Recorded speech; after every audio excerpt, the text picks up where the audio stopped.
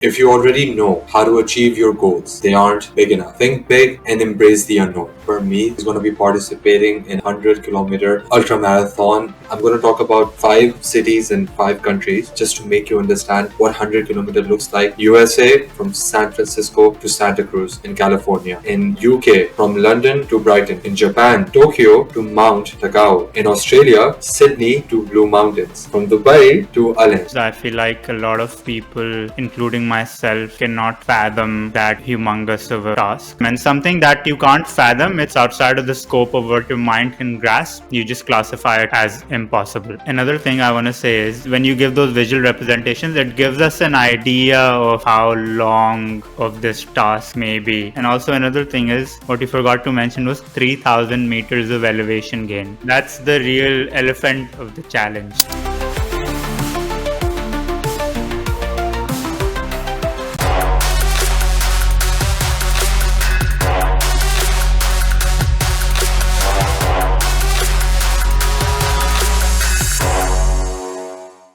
Happy birthday, my lucky charm. Happy birthday, my son. Hi Parmeet, happy birthday. Happy birthday, mom's favorite. Happy birthday, brother. Parmeet, happy birthday. Parmeet, wishing you all the best. Hi Parmeet, wish you a happy birthday. Happy birthday, PK!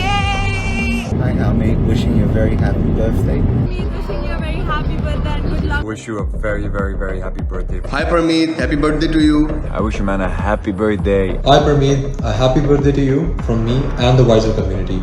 May you get everything you want this year and more. And also, good luck for the 100K. You got this. You can do it, baby. 100K. Good luck for 100K. Wish you all the best of luck in your marathon. Happy birthday and good luck on your 100K marathon. From 35,000 feet above the Pacific. I wish you all the abundance in life. May God bless you with abundance in health, wealth and wisdom. Good luck with 100K. Wishing you all the best in the future and for the runs. Best of luck with your 100K. All the best for your 100-kilometer run. Best of luck for your 100K. All the best for marathon. I am very proud of you for 100-kilometer marathon. Hello everyone and welcome back to Wiser Together. Thank you for joining us and being a part of this. We truly appreciate your support. Take on over, Anas. Anas, Yeah. starting this one. All right, guys, welcome back. Today we have a special episode. For those following Parmeet on his own private Instagram account, I think you guys already know what's the next big thing for him. He's going to be participating in a 100-kilometer ultra marathon on the 26th of October. And I would just like to start with a quote that I saw in one of his posts. And I think it resonates with what he's trying to achieve, with what we have been talking about, and the lifestyle that we've been trying to advocate for. The quote goes something like this: if you already know how to achieve your goals, they aren't big enough. Think big and embrace the unknown. And this is exactly what he's trying to do. Now, let me try and paint a picture. I'm sure our editor will try and put a map. Because what I'm trying to do is that make you guys understand what visually 100-kilometer looks like, right? So what I'm going to do to start off with is that I'm going to talk about 5 cities and 5 countries, and just to make you understand what 100-kilometer looks like country to country, right? So number one, USA, 100-kilometer looks something like this. If you're walking, running, or jogging from San Francisco to Santa Cruz in California. In UK, from London to Brighton. In Japan, Tokyo to Mount Takao. In Australia, Sydney to Blue Mountains. In Dubai, from Dubai to Allen. Sorry, I meant UAE. So those are just 5 countries, and 100-kilometer looks like that from one city to another. And again, like our editor will try and put this up so that you guys can understand what it looks like. At the same time, for those who are fans of football, 100-kilometer approximately equals to around 952 football fields. For those of you who are cricket fans, that's about 666 cricket stadiums, right? That's insane. some quick facts and some quick records. The fastest man, right, who's done the 100-kilometer race is from Lithuania. His name is Alexander Sorokin. He made this record in 2023, and he completed the 100 kilometers in 6 hours and 5 minutes. That's about 3 minutes and 30 seconds per kilometer. Just for comparison, the average man runs or completes, like we're talking about like a non-athlete, not competition type of a man. He does 1 kilometer in about 8, and this guy did his 1 kilometer in about 3 minutes and 30 seconds, right? Same goes for the women out there, right?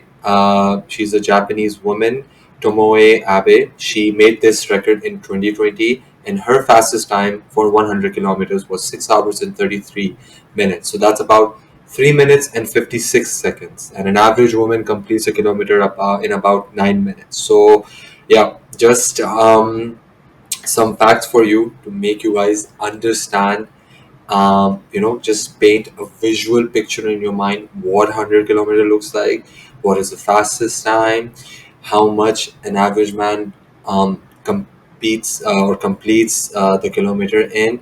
And yeah, it's just insane. When I got to know about it, I was just blown away. I was shocked, I was excited, but I have faith. And as you know, how professional Parmeet has become and how obsessed he's become in achieving his goals. And truly, that is an inspirational thing for me as well.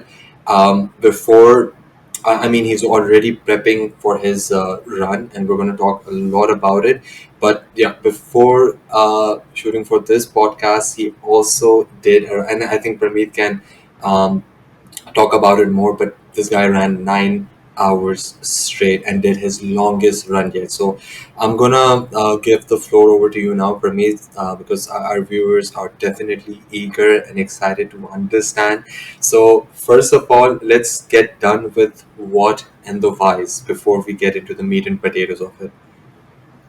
Thank you so much, first of all, and giving those visual representations. I feel like a lot of people, including myself, cannot fathom that humongous of a task. Like if I asked you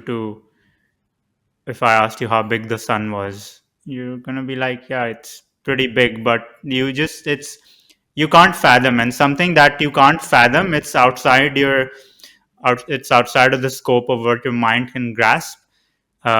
You just classify it as impossible, and that's what a lot of people do, and I was certainly one of them, right? uh, Another thing I want to say is that when you give those visual representations, it gives us an idea of sort of how long of this task may be. And also, another thing is 100 kilometers is one thing. I've collected enough evidence to feel confident that I can hack 100 kilometers. What you forgot to mention was 3,000 meters of elevation gain. Oh, we're going to talk about that as well. Yeah. Yeah, that's the real elephant of the challenge. So, yeah, preparing for that. Uh, you wanted to ask why I'm doing this. Look, I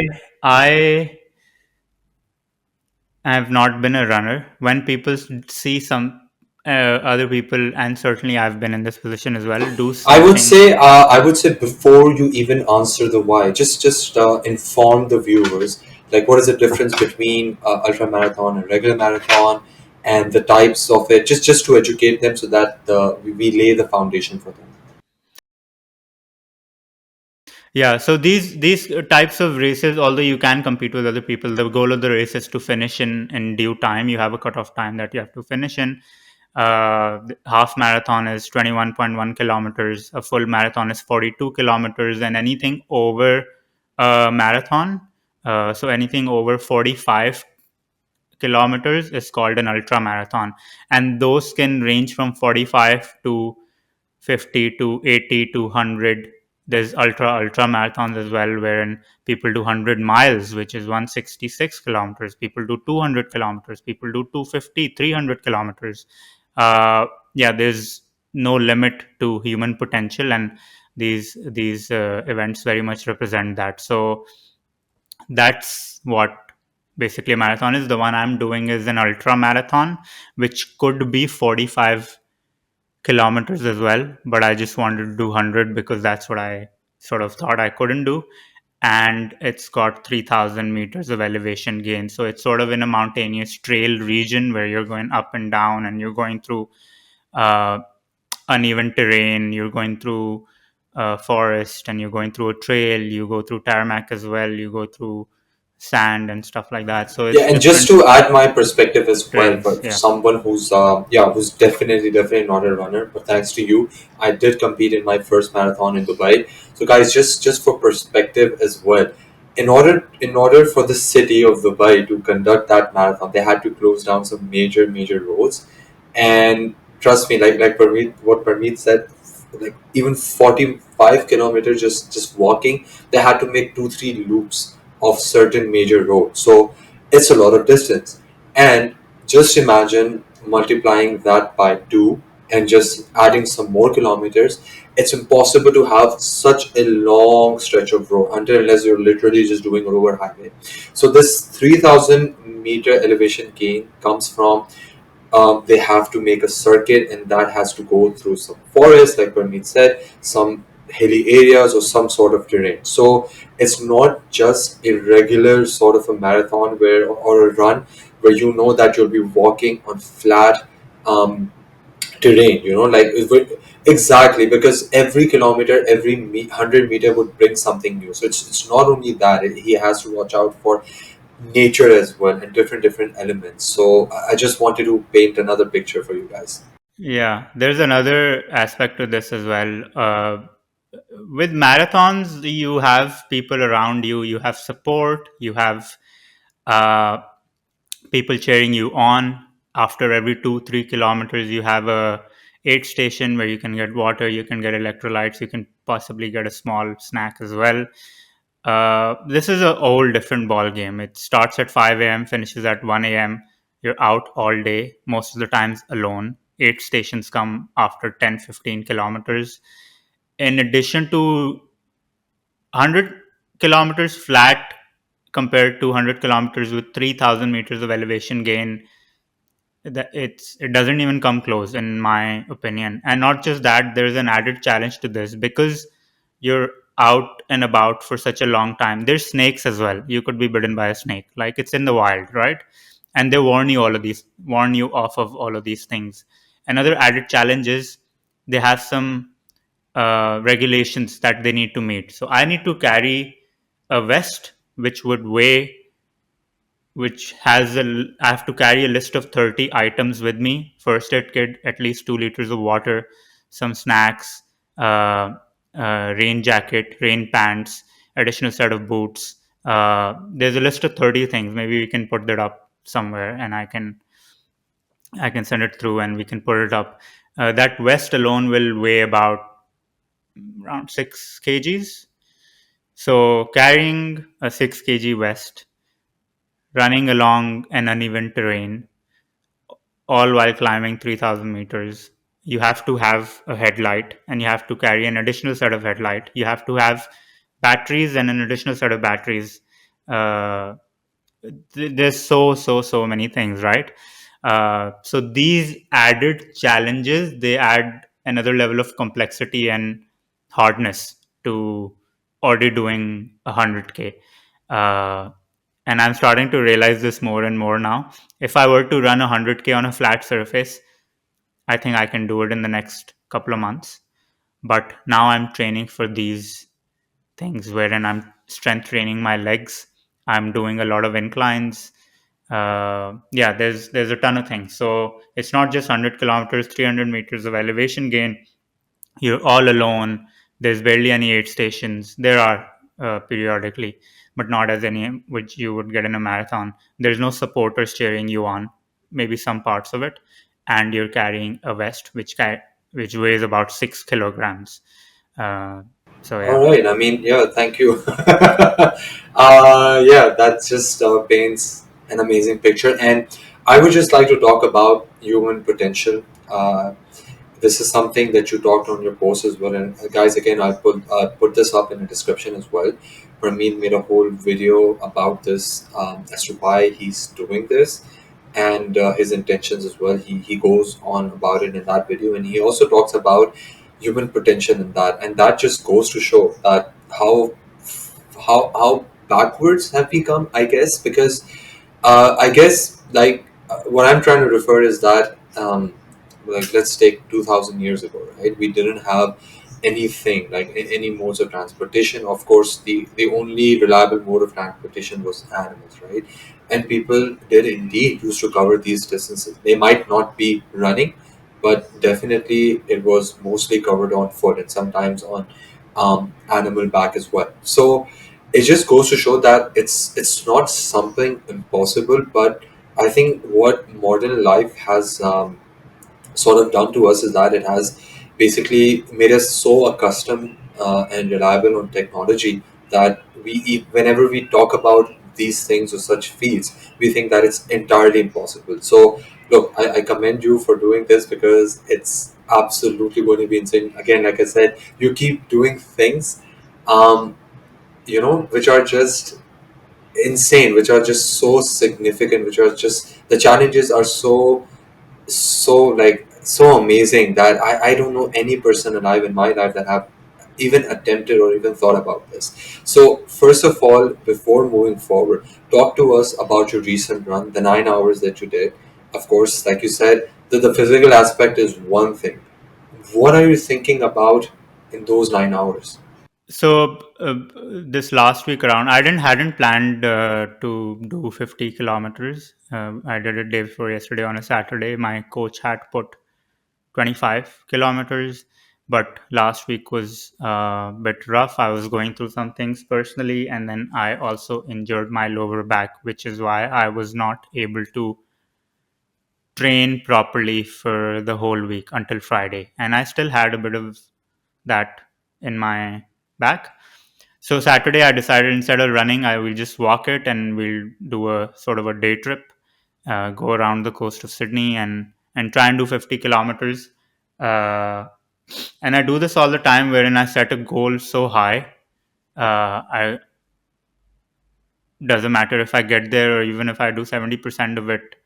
It is more than doing nothing, right? So I went on not thinking much about it and just kept walking and walking and walking. First of all, Sydney landscape is beautiful, so that really helps. What I do is, if I have a friend along with me, just chatting about things, trying to stay present. I focus a lot on my breathing, which also allows me to be present. I do listen to some podcasts. I don't listen to any music. Maybe some meditative background music just to help me with my breathing. For the most part, I'll be listen to podcasts or just focusing on my breathing, or even there's like walking meditations that I'm doing while walking. Fortunately, I had a friend, Raj, was with me for 30 kilometers as well. It's crazy. So he was with me. So yeah, we were chatting and stuff. So that also helps. So it's just about taking your mind off of this humongous task that you're doing, because as soon as you start thinking of the summit of the mountain and you look up and you start looking at the summit, your legs shake and you're almost like, oh, how I'm going to make it there. But that's not your domain. I don't have to think about how I'm going to get there. As long as I keep taking one step, another step, another step, another step, eventually I will get there. And that's what I've realized more and more through practice. And Saturday was just another representation of Yeah, I that love for me. how you just you put this, you put it so plainly, so wisely, and so modestly. I mean, come on, it's just insane, and that goes to show how far you've come in life as well, and the sort of evidences that we keep talking about as well, that you keep collecting, and it's just those evidences, like for your this ability that you develop to chop down such an insurmountable task into small bits and pieces. And just I understand what you're saying, because This is the advice that you also gave me during my marathon. Just focus on breathing and take one step at a time. Before I knew it, I was also running for 2 hours, which Yeah. I've never done altogether. So it's definitely something that for the people listening, they can apply in their lives as well. We keep saying for Parmeet, it's 100 kilometers. For you, it can be anything, and just focus on the moment, just focus on the present situation that you are in, take one step at a time and just go for it. Let's talk about your nutrition in this. Tell us what how you're preparing for it, what if your coach has given you any nutrition plan. Anything at all you can share. I don't have. So the running coach that I had, uh, there was a mismatch. So after 2 months, I don't have a coach anymore. I'm training by myself. Uh, I think I'm at the end of it. I'm just gonna consult with an elite runner in terms of what my strategy is gonna look like in terms of fueling, carrying on, which part should I be running, which part should I be walking, etc., etc. So doing it by myself all along from here on out. Nutrition, there's not much. Honestly, I just haven't tapped into those things as religiously as I would like to do so. I just try to eat clean for the most part, 80% of the time, uh, minimizing things that don't align, not drinking, not smoking, none of those things. And just trying to eat clean, eat whole foods, uh, and eat a lot because with running you need, like Saturday I burned 4,000 calories, so I need to eat, carb loading, how they say you should carb load before marathon 3 days. All right, so what did you have to recover those 4,000? Well, to be honest, like I was running, walking, running, fasted. I woke up, meditated, stretched, and I got on the road. uh, I was popping a gel here on every couple of hours. During the run, me and Raj grabbed coffee and we had a breakfast roll which contained of some halloumi, egg, bread, avocado, those sort of things, and then kept going on, having coconut water, having gels, having salt water. Got home. I literally got home 4:40, and I had to take my parents for a dinner at 5. Got home, showered, stretched, and we left at 5. Got to the dinner, Insane. and at dinner, You're no, kidding me. seriously, bro. Saturdays are packed like that. So I didn't even rest. Yeah, started driving there, drove for like 30 minutes, got there, and then they were just talking to people. I had some chickpeas, some fish, sandwich, and some dessert and some pasta, and a beer. Not not optimized at all. That's Yeah. fine. I think no. I think here's something that what I want to mention. After such a humongous thing, after such a humongous task, I feel like yeah. I mean, definitely we had accomplished something, but there's something that kicks in, and I like to personally call it like like a sort of like a compensation imposter syndrome, where basically what happens is that you're like you're trying you did something amazing, like you said, you burned those 4,000 calories. Now what you want to do is that you want to recover, and you want to make sure that whatever you did, you want to like sort of like compensate for those 4,000 calories, right? So what, for example, and at the same time you're also weak as well because you've done something so humongous. So in your decision making ability, that decision making muscle, it basically becomes a little bit weak. So, like I said, this compensation imposter syndrome basically tries to tell you that look, you did such an amazing thing, just compensate yourself, and this is where people become weak and fatigued, and like I said, your decision making muscle is not that sharp. So I totally get you, and I think yeah, I think still you had a light meal compared to what you could have had. So kudos to you. See, I think like different sports and different modes of athleticism require different level of nutrition. With ultra marathon and running long distances, uh, you're allowed to eat loads and loads of carbs. You're allowed to eat a big bowl of pasta and rice before bed. You're allowed to have almond croissants. Like you need as much calories and you. need to have excessive amount of fat storage within your body, because when the time comes where you're running for 20 hours straight, your energy is going to come from those fat sources, right? So in ultra marathon, yeah, it's important what you eat, but not as much as how much you eat. You're supposed to eat all the time, and how for marathon training I used to tell you about, you need to carb load 3 4 start carb loading 3 4 days before the marathon to build that glycogen reserves, whereas with ultra marathon you have to carb load all the time because you're pretty much running a marathon every week. So it's a good thing, I guess, and a bad thing, I don't know. Even though I'm eating so much, I'm losing weight. I'm losing some muscle mass as well. But that's the thing, like, yeah, it just depends what you're training for. With ultra marathon, you just have to eat as much as you can. Absolutely. I was watching a couple of videos for people who have attempted ultra marathons, and basically, in every video that I saw, and I think that's with life as well. When you're preparing for something, the first few weeks or the first few months compiled, they're always trying to figure it out. There's always a period of you're just like trying to understand what is the right spot. Like you, for example, I'm sure as you go along deeper into prep, you will adjust your nutrition to optimize it, definitely.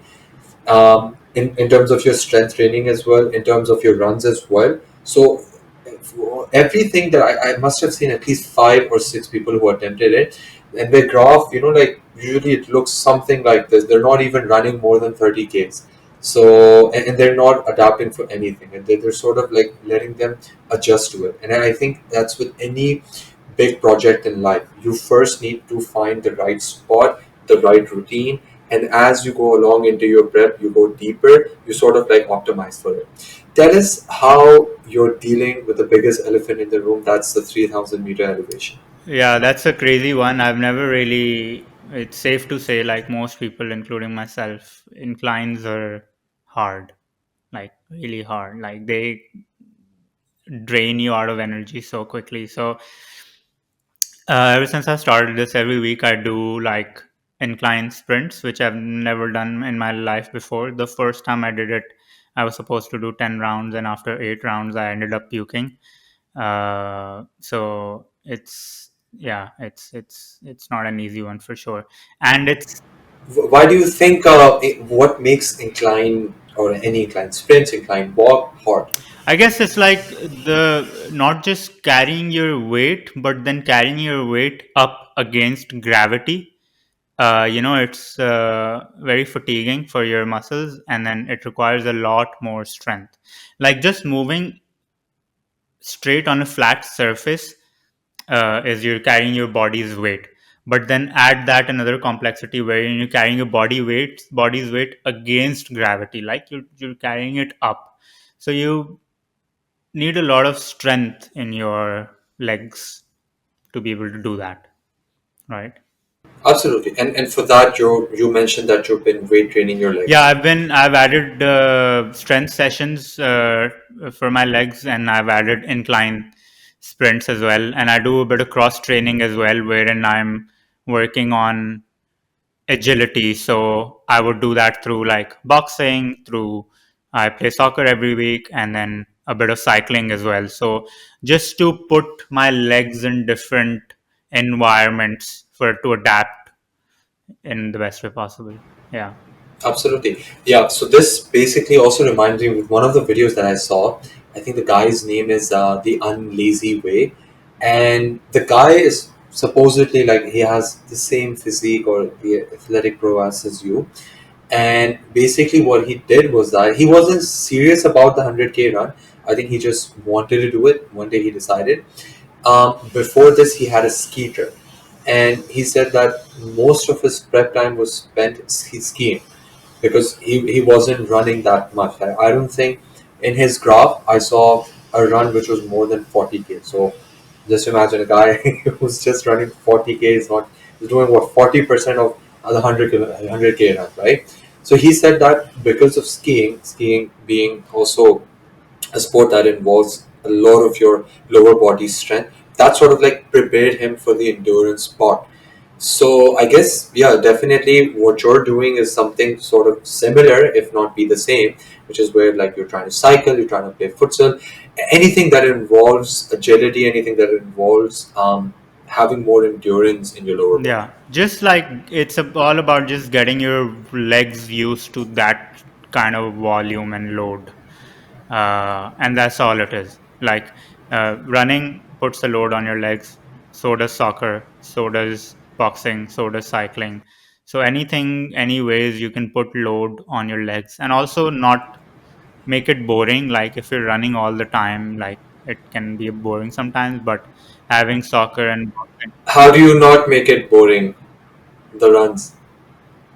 Because I think that's the number one thing, like with people like who might not like running, they just think that it's boring because of your ability to not do a lot of things, and it just requires a lot of time, hours and hours of just doing one physical activity. And in the day and age of where everyone's attention and focus is so low, it is very hard for a normal man to convince them in participating in such a phenomenal thing such as running. Because I personally think it's absolutely amazing. It is the only thing that basically involves all of your body all at the same yeah, time. there's few other sports, but generally, like for me, people get this wrong. Like I don't run for running. I don't run to stay fit. It's actually contrary. It's not. It's making me unfit. Running 100 kilometers in no ways objectively healthy for your body.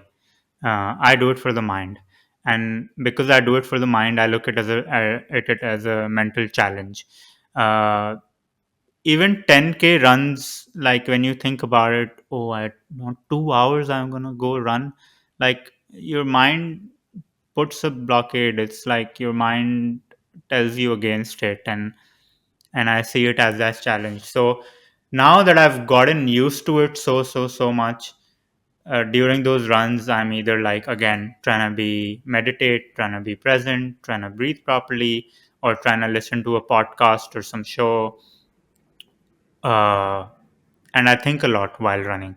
It really helps me. It's very therapeutic for me.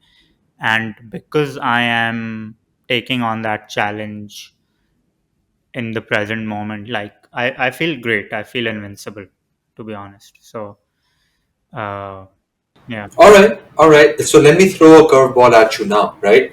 You're in your run, right? It's 26 October. Please correct me if the date is wrong. So you're in your run. You're down 72 kilometers, right? You've been running for the past, let's say, 13 hours, all right? Your body is aching, your toes and everything, they're just like blistered all over.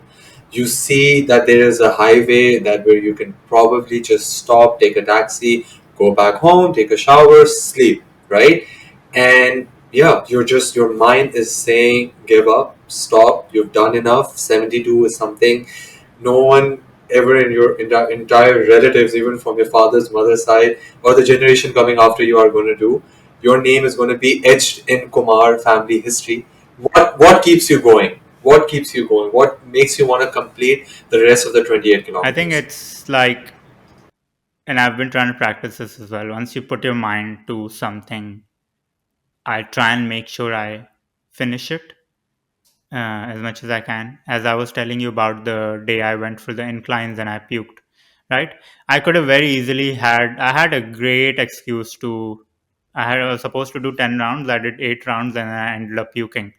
I had the greatest excuse not to do another 2 rounds because I can be like, no, I'm not feeling well. I puked or blah, blah, blah. But it's just collecting those evidence. It's like when nobody's watching and you set out to do 12 reps and you do 11 and you think to yourself, I mean, I've done enough, right? Maybe not 12 and nobody's watching, and then you stay satisfied with that 95% and come home. I'm training not to do that, because when that day arises, when I'm 72 kilometers in and I've given almost everything, whole body's aching, I've got blisters. Yeah, shit couldn't be worse. I'll look back to those times wherein I gave my 100% when nobody was watching and nothing was at stake. I'm going to do the same now. Like, that is the evidence that I'm collecting in the practice sessions is what is going to keep me going. And if I, for instance, is always giving my 95% in those practice sessions and training sessions, and if I'm not able to do those last 20, 30, whatever kilometers to finish the race, I'll always think back to my practice sessions. Oh, this is why this happened, and I don't want to have that on my psyche, like, or having that containing me. So I still, like, I'm gonna give it my all. Now I don't know how that's gonna look like. Maybe I don't do 100K. Maybe I run into injury. Maybe a snake bites me. Like, everything is possible, right? But I just know that I'm gonna give it my all. And yeah, that we can be assured of. And that's what I'm concerned about as well. My effort. If I get to the finish line, I don't get to the finish line. You never know. If not today, tomorrow, at some point I will. After I finish the 100K, I've got bigger plans. My brain is always thinking, but I'm staying focused. But I know for a fact that I will do 100K. Maybe not this time, next time, So, Absolutely. I think there is no doubt in that. I think everyone who's close to you and everyone who's getting to know you, again, through your private channel, is just absolutely, they have the faith in you. And I think you've touched on a couple of things. I think the number one thing is, I think we talked this about in one of our earlier episodes, which is the fallacy of, we're just arrogant to think that we have tomorrow and the ability to finish. Um, I have absolutely look. I'm like 28 and a half years old now, and I absolutely believe if I am where I am, with whatever I have, is because of the decisions that I make, right? And that stretches across all facets of life, right? And it's what people also need to understand, that it's not a surprise. You shouldn't be surprised in whichever situation you are, be it good, bad, far off, or near to whatever you decided for yourself. It is because of the decisions that you made. Because if you made a commitment, or if you set out a goal, like you said, you had to do 12 reps, you have to read 10 pages, or do you have to complete that degree in a particular time, right? And if you don't do it, and if you put it on tomorrow, that just compounds as well, because there is one thing of compounding, which is where, yeah, you definitely collect evidences and that compounds, and I think this is what you've done in the positive sense, but it also compounds in the negative sense as well, that when, for example, you've set out a target, right? For example, in a year I have to do 100 kilometers, right? So if you break that down per day, again, I don't have a calculator with me, but you have to do x kilometers per day, right? Or let's just say 365 kilometers in a year, and you have 365 days, so that breaks it down to 1 kilometer per day. If you skip a week, those 7 kilometers compounds on the rest of the days. Now it's not 1 kilometer, it's going to be 1 point something kilometers that you have to complete. So it's all about finishing, it's all about closing off the day. It's all about setting the right goals. And even if not, trying your best to go there. Because the next thing I think that we have already talked about are the C type goals, which Bob Proctor has talked about. And it's just a shift in mindset. Because, guys, I want you to understand what Parmeet is doing. He has said that he's going to do 100 kilometers, right? I am damn sure he's going to complete it, because I know this guy, this version of Parmeet never gives up. And again, like he said, until there's a hurricane or storm or a volcano erupting in Australia out of nowhere, this guy is going to get it. However, at the same time, his sight or his sea goal to get to 100 kilometers has already gotten him to freaking 50 kilometers. You must understand this shift. You must understand this psyche, because this psyche is so important, that you must aim for something so impossibly high. Again, like I said, I'm gonna repeat Parmeet's quote again. If you already know how to achieve your goals, they aren't big enough. Think big and embrace the unknown. when you're going towards the unknown, right? Again, unknown is profound. It's just an abyss. It's a black hole. But you don't know where it ends. That's why hence it's known as an unknown. But just imagine in chasing the unknown where you end up. And I think that's truly phenomenal. I don't think we have much time. I have a couple of things that I want to bounce off of you. I just want to understand. First of all, please, can you talk a little bit about Beyond Blue? I think that's something that you're also partnering up with, and I think it's a noble cause. So, Yeah, yeah, I've been an advocate of mental health. Uh, I think it's the most important thing. Uh, I think even more important than physical health is mental health. I think if you're mentally healthy, you can take care of yourself physically, and not just of yourself, but people around you as well. So this running for this trail also came up with an opportunity for me to partner with an organization of my choice and create a little bit of impact that I can. So I partnered with Beyond Blue. They are again in the space of mental health, and they do a lot of things in this domain. We can certainly add a link in the description for people to go check it out. Uh, but yeah, just trying to raise a little bit of money for them to support them. I think that's so noble and amazing, and definitely we'll put up the link. You guys can check it out as well. If you think it resonates with you as well, go for it. All right, one last question, or sort of like an understanding that I want to take from your end to make people understand, because we started this podcast to make these conversations, make these goals, make these challenges a norm, not only in both of our lives, but also in our friends and family as well, right? And I'm going to put Parmeet's intro video link over in the description as well, where he talks about why he's running and when he announced it. And in the end, you said something so beautiful, which I absolutely loved, and it just goes to show how your writing skills have come so far. So it's just amazing. You said that you talked about the whole race and everything, but in the end, you said that the person that comes out of this race, that is going to be a different person, and that just hit me so hard, and I was like, absolutely, that is so true. So I want to understand the reaction of your family and your friends when you told them about this. It's again one of those things that people can't fathom, and when it's something they can't fathom, they can't think about it. I still remember last year when we were training for our half marathon. I did my first 5K, did my 6K. First 6K, I'm like, crazy, this is crazy.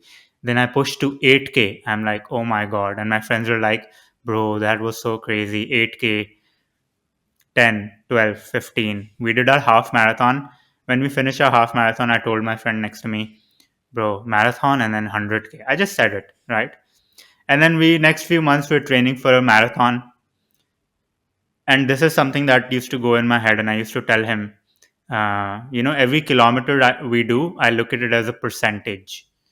So if we do 25 kilometers, I'm like 25% done. I want to do 100K. He's like, bro, no, you're not going to do 100K. That is crazy. And I didn't think I would go do 100K. This was last year, right? Somehow, seemingly, I don't know, I got the courage to push on this year and just put this goal in front of me, because it's happened so many times wherein I didn't know how to do a half marathon. I didn't know how to do a boxing fight. I didn't know how to do a marathon. I didn't know how to start a podcast. There's so many things that I've done that I didn't know how to do. And I'm just chasing for that unknown again and again. It's not even about running. What the end achievement or the end reward, that I'm going to be an ultra marathoner and I've done someone who's done 100K, that's all secondary. Like Bob Proctor says this as well, goals are not to get, goals are to grow. What you become in the process is your real reward.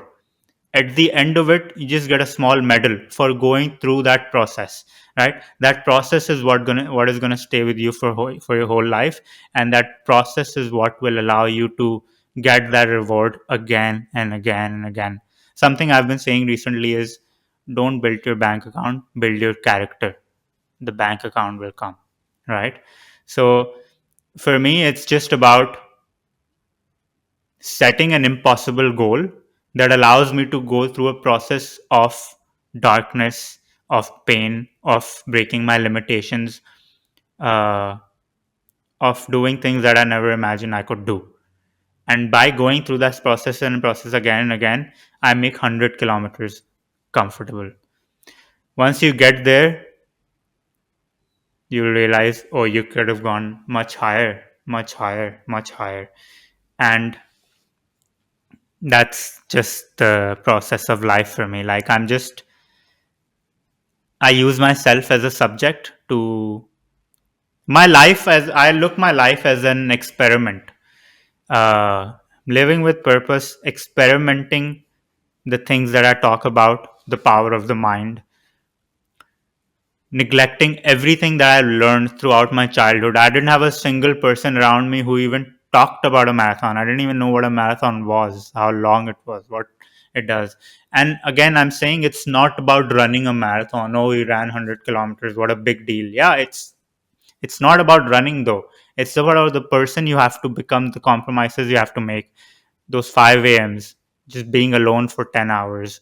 Uh, that character that you build in that process will be applied to everything that you do in life. And there's a beautiful saying by Bob. I don't think it's by Bob Proctor, but he said it, so I quote him.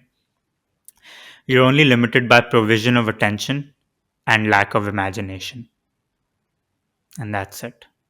If you can imagine something so big, not knowing how to get there, you can imagine something so big that nobody else can see and nobody talks about, and just hold your attention to that imagination, your life will somehow guide you there. If you already know how to get there, again, it's not big enough and it's not going to shape you in the ways that you can be shaped. There's so much to you than you think.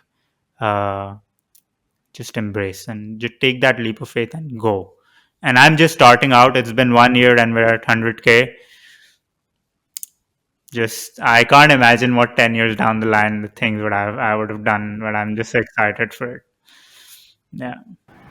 Absolutely. But we have full faith and confidence in you, and you're definitely, yeah, I mean, the 100% thing that you said, or every kilometer contributing to 1%, that's just insane. Yeah. So I think it's just doubling the percentage now, the percentage bar.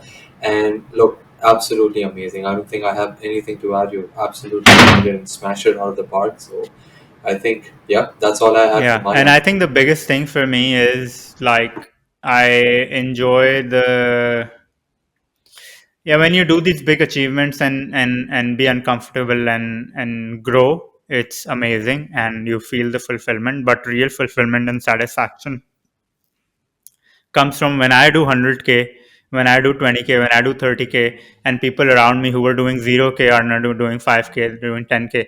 There's so many people around me now started running. They're doing half marathons like a joke. And and Yeah, that's what happens when you bring people that's up. what I'm saying. Like, it's your surrounding makes such a huge difference. Like, there's people around me who are doing incredible things now. And it's I'm not to credit for this. It's the energy that I carry that I've been adopted from other people and giving to other people is to credit for this, right? I'm just a messenger, just a carrier of that energy. And that impact that that energy brings about is a real source of satisfaction and fulfillment for me. Uh, every day, like, I practice gratitude for those things that I'm able to do for other people. Uh, and I'm just grateful. And I can't even imagine what lengths this will go to, but it's truly a privilege. It's definitely exciting, and of course, for the people listening and watching, please stay tuned to find out. There's lots and lots more to Yes, come. sir. Yeah, guys, we just wanted to give you a taste of what this challenge, or not necessarily running 100K, what sort of any impossible challenge or C-type goals or achieving or going in the unknown can look like.